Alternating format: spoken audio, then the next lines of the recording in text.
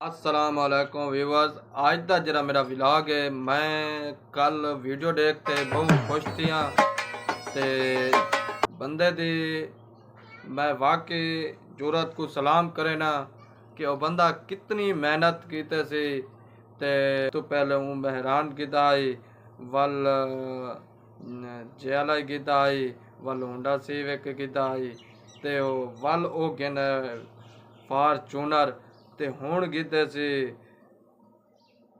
उनका ना है लैंड क्लोजर। देख सकते हैं माशाल्लाह सुभान अल्लाह किस तरह है मेरा गड्डी चलाई बैठे।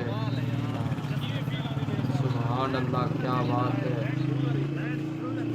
मलक शहजाद और वेला मुंडा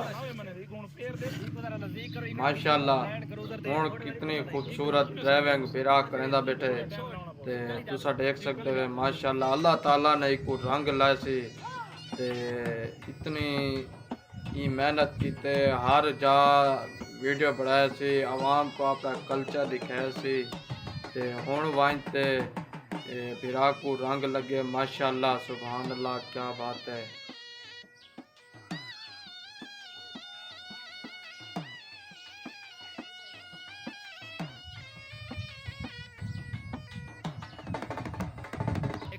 देखो ये हुण गड्डी दा उतों सैलीब्रेट करेंदे पेन ते सैलीब्रेट दे उत्ते कितना खूबसूरत नज़ारा है तुसा देख सकते वे ते वो किवें उतों लहेंदे पेन कपड़ा कार तो ते रिजवान भाई देखो किवें मेहनत करना पे ते आते भाई ई ना करूँ तो ई चक करूँ